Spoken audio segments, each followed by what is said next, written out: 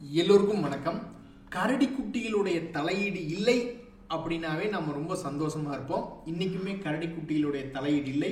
Almost 88 point ஏறி கடந்த 5 நாட்கள்ல மட்டும் உங்களால நம்ப முடியுதா 728 பாயிண்ட் ஏறி இருக்கு. இன்னைக்கு மார்க்கெட்லயே ஒரு சூறாவளி மாதிரி ஒரு தகவல் என்ன அப்படின்னு பாத்தீங்கன்னா, ஜியோ பினான்ஸ் அப்படின்ற பங்கு இன்னைக்கு 4% ஏறி இருக்கு. அது மட்டும் இல்ல, தன்னுடைய லோல இருந்து ஆல்மோஸ்ட் 60%, இதுக்கு முன்னாடி வந்து லிஸ்ட் ஆன சமயத்தில் என்ன லோ இருந்ததோ கரெக்டா அதே லோக்கு வந்து விழுந்து 60% பக்கம் ஏறி வந்திருக்கு இந்த ஜியோ பினான்ஸ். அப்படி இருக்கக்கூடிய இந்த பங்குல மிகப்பெரிய ஒரு தகவல் என்ன அப்படின்னு பாத்தீங்கன்னா, இவங்களுடைய ஜாயிண்ட் வெஞ்சருக்கு நம்மளுடைய செபி ரெகுலேட்டர் ஓகே நீங்க புரோக்கிங் ஆபரேஷன் ஆரம்பிக்கலாம் அப்படின்னு. இது யாருக்கு மிகப்பெரிய ஒரு விஷயம் அப்படின்னா, ஜீரோதா அப்படின்றவங்களுக்கு இது ஒரு மிகப்பெரிய விஷயம். ஏன்னா அவங்களுடைய டெக்னாலஜி ஆகட்டும், கஸ்டமர் சர்வீஸ் ஆகட்டும், யூசர் ஃப்ரெண்ட்லி ஆகட்டும், கஸ்டமர் லாயல்ட்டி ஆகட்டும், ஜீரோதா கிட்ட ஏகப்பட்டது இருக்கு. ஒரு தனி நபராக பெரிய அளவுல இருந்துட்டு வரக்கூடிய ஜீரோதாக்கு இது ஒரு மிகப்பெரிய ஒரு காம்படிஷன் உருவாக்குமா அப்படின்றத பொறுத்து தான் பார்க்கணும். இந்த சமயத்துல இந்த ஜியோ பினான்ஸ் இவ்வளவு தூரம் ஏறி வந்திருக்கான், இதுல தகவல்களும் இருந்திருக்கு.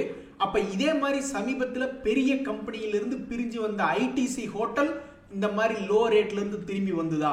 சீமென்ஸ் எனர்ஜி அதுவும் அதே மாதிரி திரும்பி வந்துதா? அது என்னமோ பிரிச்சு விடப்பட்ட கம்பெனிகள்லாம் அற்புதமா இருக்காங்க, ஆனா மெயின் கம்பெனிகள்லாம் ரொம்ப நாள் கும்பாவே இருக்காங்க. ஐடிசி ஏறவே இல்லை. ஆனா ஐடிசி ஹோட்டல் மிக அற்புதமாக ஏற்கனவே ஏறி கீழே அதே இடத்துக்கு வந்துட்டு 160 ரூபா வந்துட்டு இப்ப 225 ரூபா இருக்கான். அதே மாதிரிதான் சீமென்ஸ் எனர்ஜி அவளும் மிகப்பெரிய ஒரு சரிவை சந்தித்த பிறகு 2500 போனதுக்கு அப்புறம் மறுபடியும் 2900.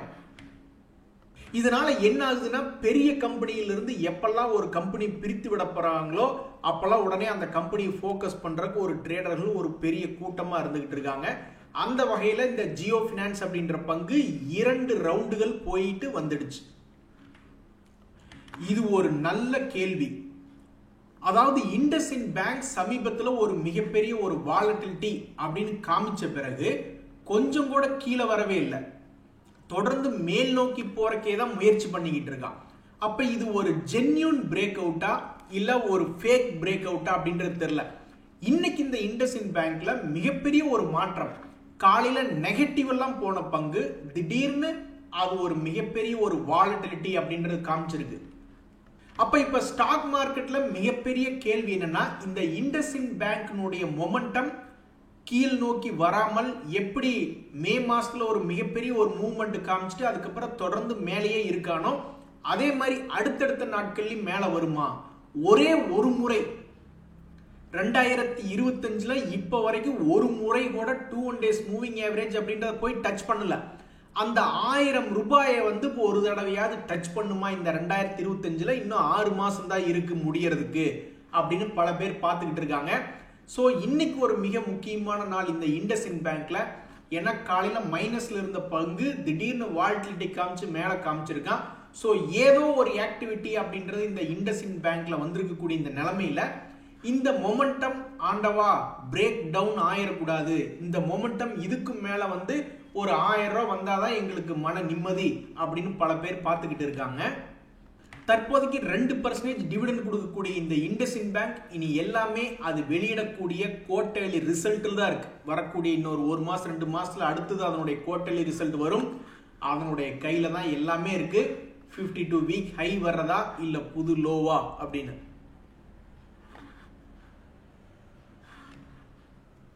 நண்பர்களே, இந்த அதானி குரூப் ஸ்டாக்குகளுக்கு மறுபடி வாய்ப்பு கிடைக்குதா இல்லையா அப்படின்றது தெரியல. மார்க்கெட்ல ஏதோ ஒரு காரணத்தினால இந்த ஏடிஜிஎல் இன்னைக்கு 5% ஏறி இருக்கு. இன்னும் சில அதானி குரூப் கம்பெனிகள், ஒரு உதாரணத்துக்கு அதானி கிரீன் அப்படின்றலாம் 3% ஏறி இருக்கு.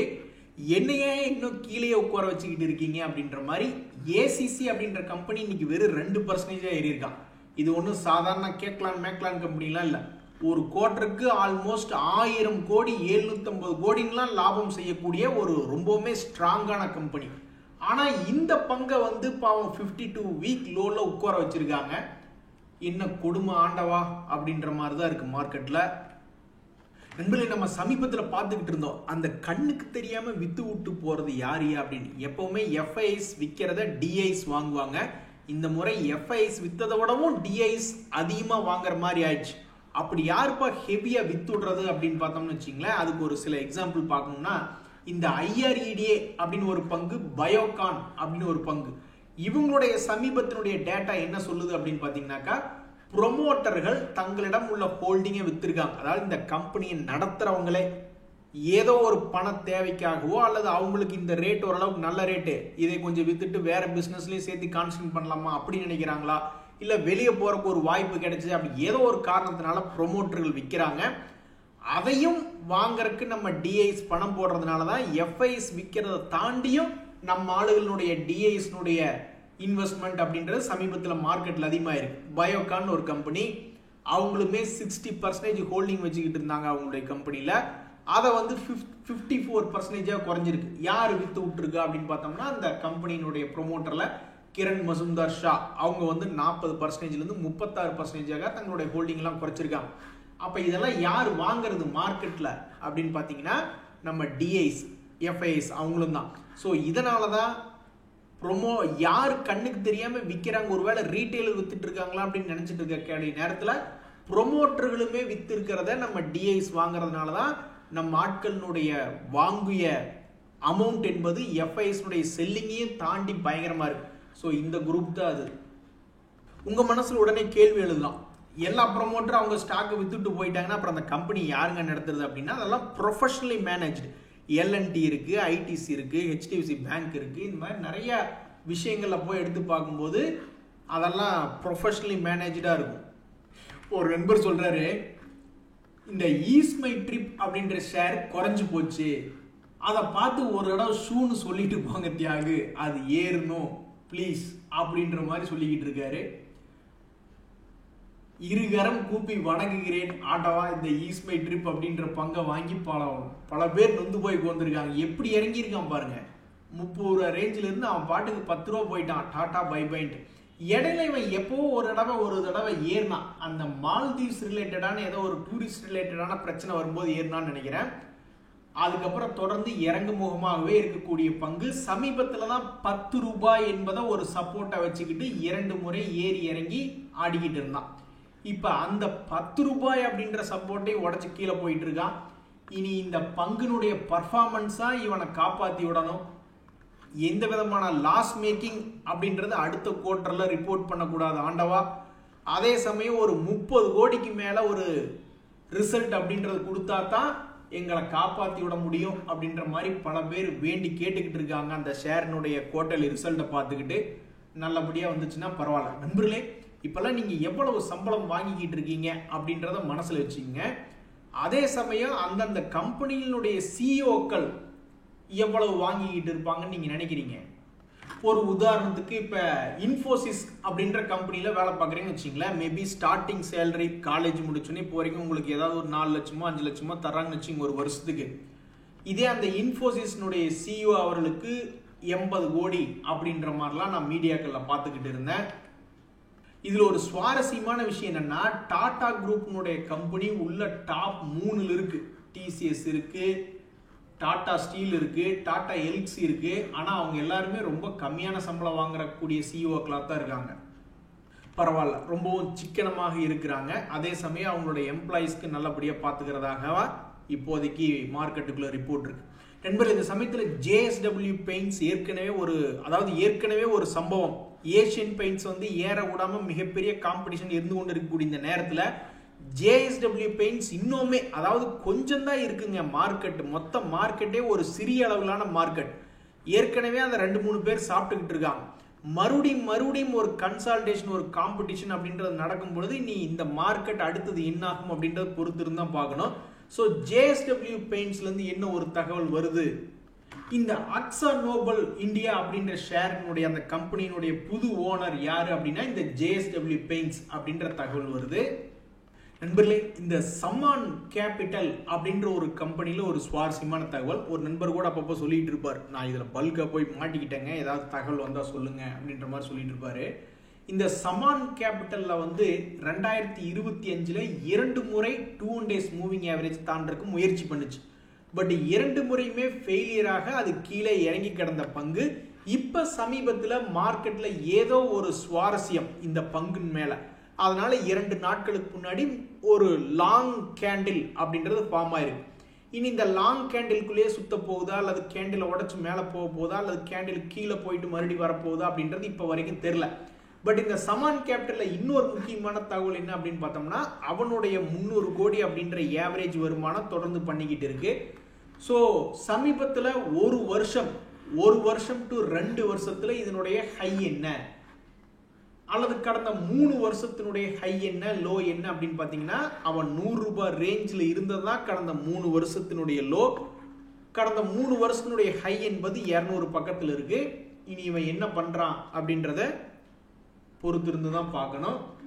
ஸோ சமான் கேபிட்டல் என்ன ஒரு தகவல்னா, இந்த சமான் கேபிட்டல் அப்படின்ற பங்கை பொறுத்த வரைக்கும் கடந்த குவார்டர்லி ரிசல்ட்ல என்ன வந்திருக்கு, கடந்த லேட்டஸ்ட் ரிசல்ட் என்னன்னா 3 வருஷத்துக்கு முன்னாடி 61,000 கோடி கடன், இப்ப 42,000 கோடி கடன் அப்படின்ற மாதிரி வருது. அதே மாதிரி எஃப்ஐஎஸ் பொறுத்த வரைக்கும் தங்களுடைய ஹோல்டிங் பர்சன்டேஜை 19.53 இருந்து 24.69 உயர்த்திருக்காங்க அப்படின்றதெல்லாம் தான் இந்த பங்கினுடைய தகவல். யார் அப்படி லேட்டஸ்டா வாங்கியிருக்காங்க அப்படின்னாக்கா, ஸ்மால் கேப் வேர்ல்டு ஃபண்ட் அப்படின்றத ஒன்று வாங்கியிருக்கு. நண்பர்கள், இந்த சமயத்தில் மார்க்கெட்டே உச்சிக்கு வந்திருக்கு. பல பேர் சந்தோஷமாக இருக்கக்கூடிய நேரத்தில் ஒரு நண்பர் பாவம் 4 லட்ச ரூபா பணத்தை இழந்துட்டேன், கூடிய விரைவில் அதை ரெக்கவரி பண்ணணும்னு நான் நம்பிக்கையோடு இருக்கேன் அப்படின்ற மாதிரி சொல்கிறாப்புல. ஸோ இவருக்காக பிரார்த்தனை செய்யுங்கள் அப்படின்ற மாதிரி ஒரு ஸ்பெஷல் கேஸாக, அதாவது மார்க்கெட்டே திரும்பி உச்சத்துக்கு வந்துடுச்சு, பட் இன்னும் 4 லட்சம் லாஸ் அப்படின்ற மாதிரி இருக்காரு. இவருக்கு சீக்கிரம் அவருடைய பணம் ரெக்கவரி ஆயிடுச்சுன்னா ரொம்ப சந்தோஷம்தான். இன்னொரு நண்பர் அதான் சொல்றாரு, எப்படியோ எல்லாரும் விளக்கு பூஜை அது இதுன்னு ஏதேதோ செஞ்சு நிஃப்டி மேலே வந்துருச்சு போல, இன்னும் கொஞ்சம் தூரம் தான், அந்த இடமும் போயிடுச்சுனாக்க எல்லாருமே சந்தோஷமா இருப்பாங்களே ஆண்டவா அப்படின்ற மாதிரி தான் அவரு நினைச்சிட்டு இருக்காப்ல. ஸோ இடையில கரடி குட்டிகள் வராத வரைக்கும் நம்மளுக்கு சந்தோஷம்தான். கரடி குட்டிகள் தலையீடு வந்தது, அப்புறம் கும்பா குட்டி தான். அதனால தான் எப்பவுமே பல பேர் வந்து ஹெட்ஜிங் அது போன்ற சில விஷயங்களை அப்பப்போ பண்ணிக்குவாங்க. பார்ஷியல் ப்ராஃபிட் புக்கிங் அல்லது ட்ரெயிலிங் ஸ்டாப் லாஸ் அப்படின்ற மாதிரி பண்ணிக்குவாங்க. இன்னொரு நண்பருமே ரொம்ப டிட்டர்மைண்டா இருக்காரு. இப்ப சமீபத்தில் ரொம்ப நாளா லாக் ஆயிட்டு மேல வராது இருக்கக்கூடிய பங்குகள் லிஸ்ட் எடுத்து பார்த்தா ரொம்ப கம்மியா தான் இருக்கும். அதுல இந்த வருண் பெவரேஜஸ் அப்படின்ற ஒரு பங்கு, அதுல ஆல்ரெடி நான் வந்து 15 லட்சம் ரூபாய் வரைக்கும் உள்ள இருக்கு. ஆனாலும் வெயிட் பண்ணிக்கிட்டே இருக்கேன், இன்னும் மேலே வரல. ஒருவேளை கீழே வந்ததுனால நான் அதை ஏதாவது ஏவரேஜ் பண்ணுமா என்னன்னு பார்த்துக்கிட்டு இருக்கேன்னு ரொம்ப டிட்டர்மைண்டாக இருக்காப்புல. நல்லவங்களுக்கு தான் சோதனை அதிகமாக வரும் அப்படின்ற மாதிரி டிட்டர்மைண்டாக நல்ல பிளானோட இருக்கக்கூடிய ஆட்களுக்கு தான் அதிகமாக சோதனை வருதா என்னன்றது தெரியல. ஸோ இந்த பங்கு எத்தனை நாளாக லாக் ஆயிருக்கு அப்படின்னு பார்த்தீங்கன்னா, கடந்த ஏப்ரல் மாசத்திலிருந்து லாக் ஆயிருக்கு. ஏப்ரல், மே, ஜூன் 3 மாதமாக கொஞ்சம் கூட ஹெல்ப் பண்ணக்கூடிய மனநிலைமையிலே இல்லாம இந்த பங்கு இப்படி எல்லாத்தையும் லாக் பண்ணி வச்சிருக்கு. இனி அடுத்தடுத்த நாட்களில் எப்ப ரிலீஸ் பண்ணி விடுவான்னு தெரியல. நண்பர்களே, 2 முக்கியமான கம்பெனிகள் சமீபத்தில் ஒரு லாங் கேண்டில் அப்படின்ற மாதிரி போட்டிருந்தாங்க. அந்த பங்குகளை வச்சிருக்கக்கூடிய பல ட்ரேடர்கள் இப்போ ரொம்ப நெர்வஸா இருக்காங்க. ஏன்னா இந்த கொச்சின் ஷிப்யார்ட் அப்படின்ற பங்கு ஒரு குறிப்பிட்ட ஹை லோ அப்படின்றது போயிருந்தது. ஒரே ஒரு முறை மட்டும் கொஞ்சம் ரெக்கவரி ஆயிருந்தான். பெரிய அளவில் கிட்டத்தட்ட ஒரு 20% ஃபால் ஆகிட்டு ஒரு 10% மட்டும் ரெக்கவரி ஆகிட்டு மறுபடியும் கீழே விழுந்துட்டான்.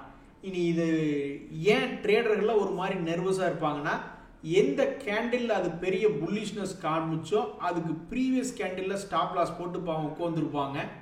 அதை இது வந்து அடிச்சிருவானோ அப்படின்ற மாதிரி பாவம் நெர்வஸாக உட்காந்துக்கிட்டு இருப்பாங்க. கோத்ரேஜ் இண்டஸ்ட்ரீஸ்மே அப்படிதான். அந்த பங்குனுடைய ப்ரீவியஸ் லோ பக்கத்தில் என்ன ஸ்டாப் லாஸ் போட்டு போய் உட்காந்துருப்பாங்க.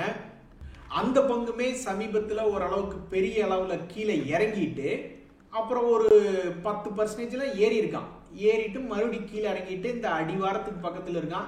ஸோ இது மாதிரி ட்ரேடிங் பண்ணுறவங்களுக்கு என்றைக்குமே கொஞ்சம் பதட்டம் அப்படின்றது இருக்கும். ஸ்டாப் லாஸுக்கு இது அடிச்சிருவானோ இல்லையோ அப்படின்ட்டு பாவம். இன்னைக்கு முன்னணி கம்பெனிகள் பலவும் ஓரளவுக்கு நல்ல டிவிடெண்ட் கொடுத்துருக்காங்க நண்பர்களே. அதில் இந்த ஹெச்டிஎஃப்சி பேங்க் எல்லாம் சும்மா சொல்லக்கூடாது.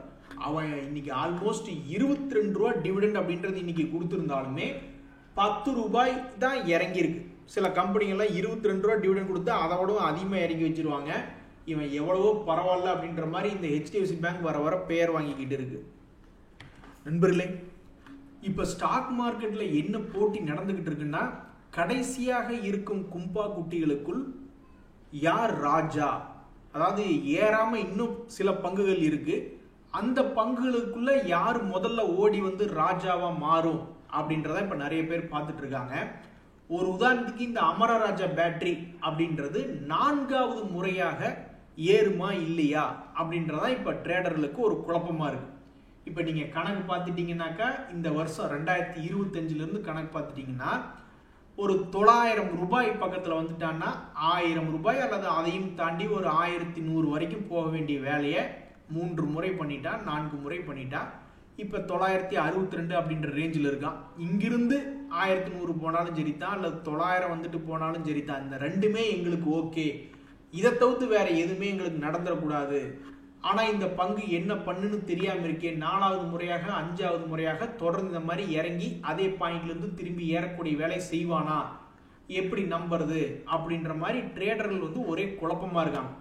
ஸோ கும்பா குட்டிகளுக்குள் யார் ராஜா அப்படின்ற போட்டி தற்போதைக்கு போய்கிட்டு இருக்கு. இந்த எஸ் பேங்க் அப்படின்ற பங்கு அதே மாதிரிதான்.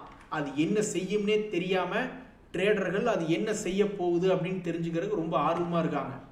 இந்த பங்கினுடைய பிளான் என்ன, கலக்குமா இல்ல கும்பா குட்டியா? ஏன்னா கரெக்டா 200 டேஸ் மூவிங் ஆவரேஜ் கிட்ட வந்து அப்படியே யோசிச்சுக்கிட்டு இருக்கா. சமீபத்துல லாங் கேண்டில் போட்டு பல பங்குகள் வந்து பெருசா கும்பா குட்டியாகாம ஒன்னா சைட்வேஸா இருந்திருக்கு, இல்லைன்னா மேல ஏறி போயிருக்கு. ரொம்ப ரொம்ப ரேரான சில பங்குகள் தான் இவ்வளவு பெரிய மூவ்மெண்ட் காமிச்சு தொடர்ந்து இறங்கு முகமாக இருந்த பங்குல எனக்கு தெரிஞ்சு இது ஒன்னே ஒண்ணுதான், இந்த எஸ் பேங்க். ஈவன் சமீபத்தில் 2 டேஸ் மூவிங் ஆவரேஜ் கிட்ட நிக்கிறான். மேல 24 என்பது கிட்டத்தட்ட இங்கிருந்து 20% என்பது தள்ளி தூரமா இருக்கு, 24 ரூபாய் என்பது. அதே மாதிரி கீழே 16 ரூபாய் என்பதும் அதே மாதிரி கிட்டத்தட்ட 20% தள்ளி தான் இருக்கு. இவன் என்ன பண்ண போறான்னு சத்தியமா ட்ரேடர்களுக்கு புரியல. இந்த பக்கம் பார்த்தாலும் 20% இருக்கு, இந்த பக்கம் பார்த்தாலும் 20% இருக்கு, ஒரே குழப்பமா இருக்கே அப்படின்ற மாதிரி உட்கார்ந்துருக்காங்க. எதை பண்ணாலும் இவன் அடுத்த 4-5 மாசத்துல ஏதோ பெருசா பண்ண போறான் 20%க்கு அப்படின்ற மாதிரி ட்ரேடர்கள் மனசுல நினைக்கிறாங்க.